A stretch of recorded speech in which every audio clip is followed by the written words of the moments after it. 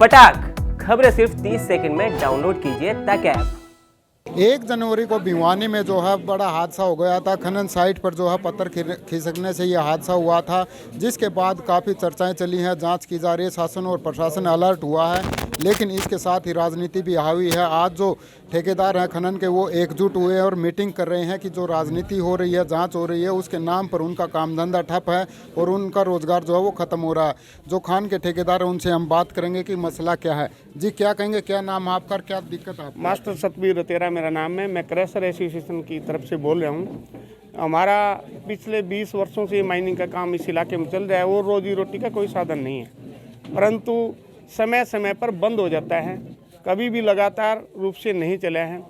पीछे 5 साल चला था, जब 2002 से 2005 तक, फिर बंद हो गया। सरकार बदली कांग्रेस की, थोड़े समय के लिए फिर चला, फिर बंद हो गया। फिर HSIDC ने चलाया 1 साल, फिर बंद हो गया। तो हमारा 20 साल में लगातार काम कभी नहीं चला है। ये जो हजारों करोड़ का, अरबों रुपए का नुकसान हो रहा है, ये क्रैशर 320 क्रैशर इकाई थी यहाँ पे, परंतु धीरे धीरे कर्जे में डूबने के कारण, काम न चलने के कारण, काफ़ी सदमे से हमारे जो क्रैशर मालिक थे उनकी मृत्यु होगी। उनको काफ़ी क्रैशर मालिकों के क्रैशर नीलाम कर दिए गए बैंकों द्वारा, क्योंकि पैसा भर नहीं पाए। जी आपने कहा कि सरकार बदली होती, तो या नियमों पर खनन होता है या सरकार के हिसाब से खनन होता है? सरकार तो नियमों के खनन तो नियमों के अनुसार ही होता है, पर हम जो हजारों लोग प्रभावित हैं, मजदूर, ट्रक मालिक, क्रैशर मालिक, दुकानदार, ये हमारी रोजी रोटी का सवाल है।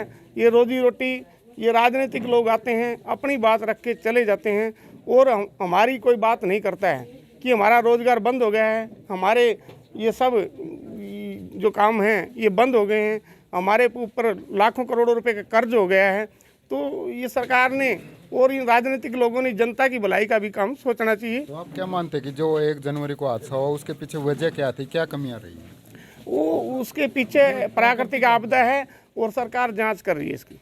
तो जो विपक्ष होता है वो भी आरोप लगा रहा है, विपक्ष का काम आरोप लगाना होता है, लेकिन सत्ता पक्ष के राज्यपाल हैं सत्यपाल मलिक, सांसद धर्मवीर सिंह है, वो भी कहते हैं कि यहाँ पर नियमों की अनदेखी होती है, यहाँ पर गुंडागर्दी होती है।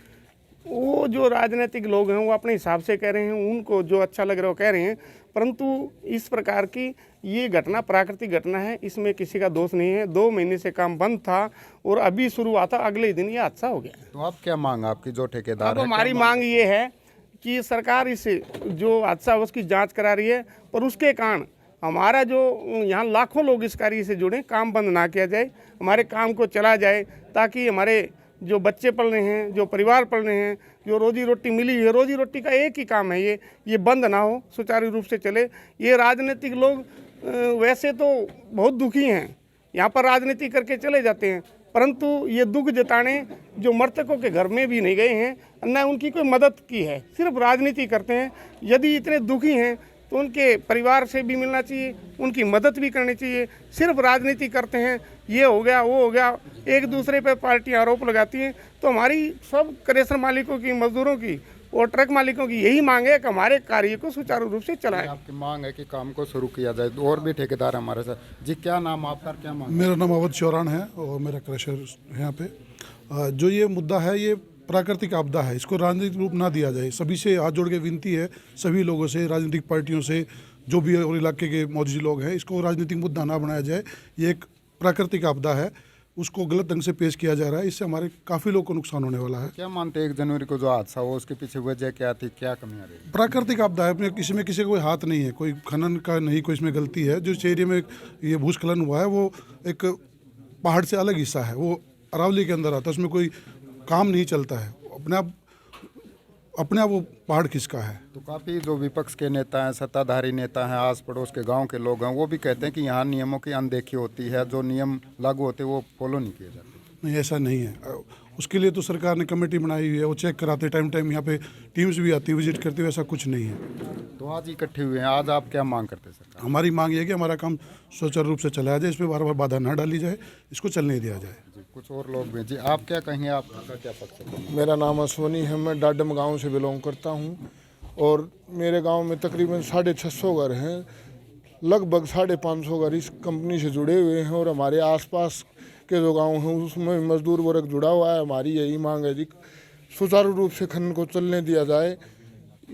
ये सिर्फ एक प्राकृतिक आपदा है, इसमें इससे ज़्यादा मैं क्या कहूँ जी। तो काफ़ी गांव वाले हैं वो कहते हैं कि यहाँ नियम नहीं फॉलो होते, उनके घरों में दरार आती है, आप कहते हैं कि काम शुरू किया जाए। नहीं, ऐसी कोई बात नहीं है जी। लगभग मेरे गांव से तो 450 मजदूर वर्ग यहाँ इस कंपनी के साथ जुड़ा हुआ है। कोई ट्रैक्टर ले रखा है, मेरे पास गाड़ियाँ हैं, कोई इस कंपनी में नौकरी करता है कि रोजगार मिला हुआ और आप चाहते हैं कि ये खनन शुरू हो। हाँ, जो लोग ऐसा कहते हैं जी, कुछ जो आदमी वो अपने निजी स्वार्थ के लिए कहते हैं जी।